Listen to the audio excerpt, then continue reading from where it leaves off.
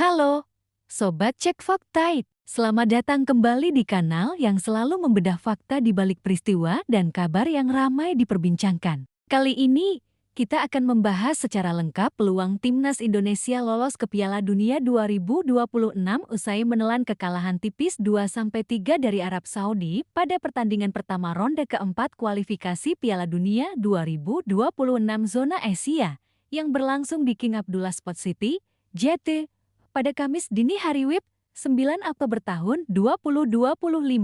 Kekalahan ini memang membuat peluang Indonesia menipis, tetapi secara matematis, pintu menuju putaran final Piala Dunia masih terbuka, asalkan dua syarat penting terpenuhi. Dalam video ini, kita akan membahas seluruh skenario lolos Timnas Indonesia, menganalisis jalannya pertandingan, performa para pemain, hingga strategi yang harus dijalankan agar impian Garuda menuju Piala Dunia bisa terwujud. Ronde keempat kualifikasi Piala Dunia 2026 di zona Asia melibatkan 6 tim yang dibagi menjadi 2 grup, masing-masing 3 tim.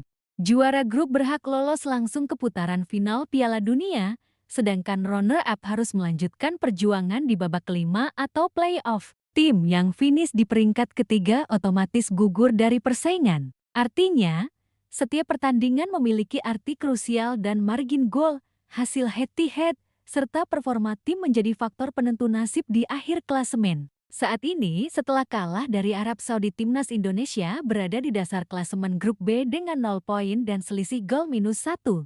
Berada di bawah Irak yang belum memainkan pertandingan pertamanya dan tentu saja di bawah Arab Saudi sebagai pemuncak klasemen sementara. Untuk bisa lolos sebagai juara grup dan mengamankan tiket langsung ke Piala Dunia 2026, Timnas Indonesia harus memenuhi 2 syarat utama yang saling terkait. Pertama, skuad asuhan Patrick Kluivert harus menang melawan Irak di pertandingan kedua yang akan digelar di stadion yang sama pada Sabtu, 11 Oktober tahun 2025, waktu setempat, atau Minggu jam 2:30 WIB. Namun kemenangan saja tidak cukup. Indonesia perlu mengalahkan Irak dengan selisih minimal 2 gol.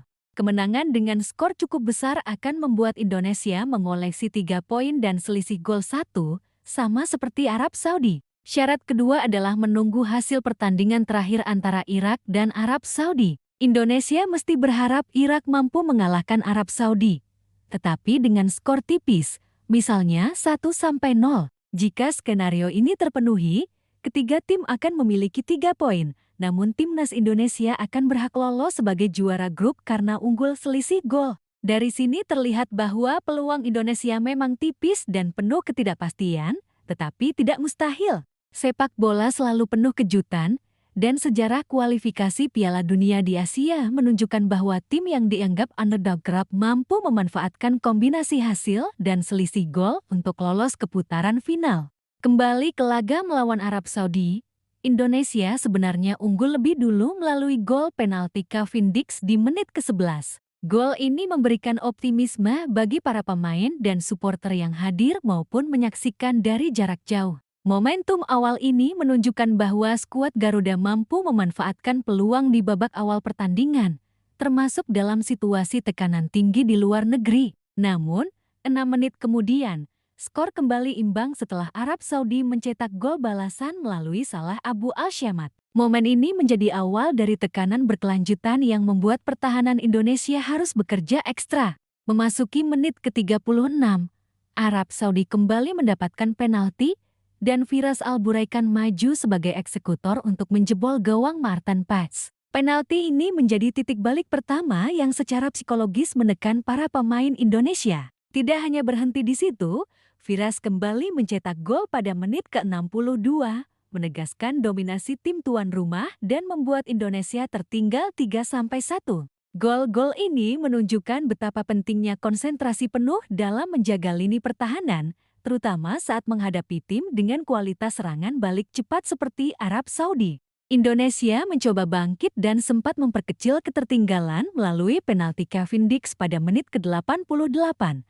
Namun gol ini tidak cukup untuk mengubah hasil akhir dan skor 2-3 bertahan hingga peluit panjang. Momen ini menjadi pelajaran penting bahwa mengandalkan gol cepat saja tidak cukup. Konsistensi sepanjang 90 menit, disiplin defensif, serta efektivitas di sektor flank menjadi kunci untuk menjaga keunggulan atau setidaknya mencetak hasil maksimal di laga-laga penting kualifikasi. Dari sisi taktik, pertandingan ini memperlihatkan beberapa hal yang harus diperbaiki timnas Indonesia. Sektor flank menjadi sorotan utama. Yaakob Sayuri di sisi kanan dan Beckham Putra di sisi kiri belum mampu menahan laju serangan cepat lawan. Yaakob, meskipun lebih aktif secara defensif dengan beberapa tackle dan intercept, melakukan kesalahan yang berujung penalti dan membuat pertahanan rapuh. Beckham tampil kurang efektif, kalah dalam duel udara dan darat, serta minim kontribusi ofensif. Koordinasi antara winger dan bek tengah tampak terganggu,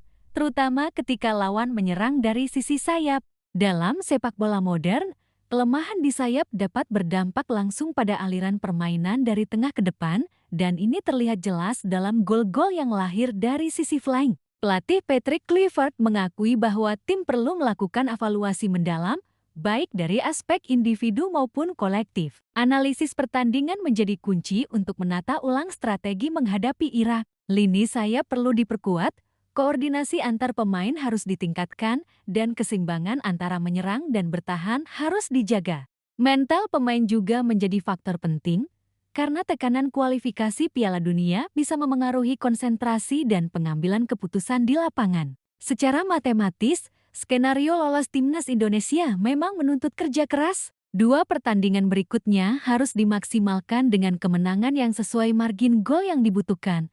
Sementara hasil laga Irak vs Arab Saudi menjadi faktor penentu. Namun peluang ini menunjukkan bahwa tidak ada yang mustahil. Sejarah sepak bola Asia dan dunia sering mencatat tim yang dianggap underdog mampu memanfaatkan kombinasi hasil dan strategi cermat untuk lolos ke putaran final Piala Dunia. Selain aspek taktik dan matematis, pertandingan ini juga memperlihatkan pentingnya strategi manajemen pemain. Pergantian pemain, penempatan posisi, dan rotasi harus disesuaikan untuk menjaga stamina, menutup kelemahan, dan memaksimalkan potensi serangan. Timnas Indonesia harus menyiapkan skema yang fleksibel, terutama menghadapi tim seperti Irak yang memiliki gaya bermain berbeda dari Arab Saudi. Analisis video, simulasi strategi, dan latihan situasional menjadi bagian penting dalam persiapan tim. Secara psikologis, pemain juga perlu meningkatkan mental bertanding. Kekalahan tipis melawan Arab Saudi, meskipun menyakitkan, dapat dijadikan motivasi untuk bangkit. Fokus pada peluang lolos harus menjadi energi positif yang mendorong performa lebih maksimal di lapangan. Dalam sepak bola modern, mental juara sering membedakan tim yang mampu memaksimalkan peluang tipis dari tim yang kalah sebelum pertandingan usai. Melihat keseluruhan konteks, laga Indonesia vs Arab Saudi menjadi cermin penting bagi timnas. Kekalahan 2-3 menyoroti sektor flank, koordinasi tim, disiplin defensif, dan efektivitas di momen kritis seperti penalti. Namun, peluang lolos tetap terbuka asalkan dua syarat utama dipenuhi, menang melawan Irak dengan selisih minimal 2 gol dan hasil Irak vs Arab Saudi berpihak. Kombinasi kemenangan sendiri dan hasil strategis dari tim lain menjadi kunci. Skenario ini menunjukkan kompleksitas kualifikasi Piala Dunia di Asia. Setiap gol, setiap umpan, dan setiap keputusan di lapangan memiliki dampak besar pada peluang lolos. Timnas Indonesia, dengan evaluasi tepat, persiapan matang, dan fokus mental, masih memiliki kesempatan untuk menulis sejarah dan mengamankan tiket putaran final Piala Dunia ke 2026. Para penggemar, pelatih dan pemain harus memahami bahwa setiap detik di lapangan krusial dan kemenangan dengan margin yang tepat bisa menjadi tiket emas.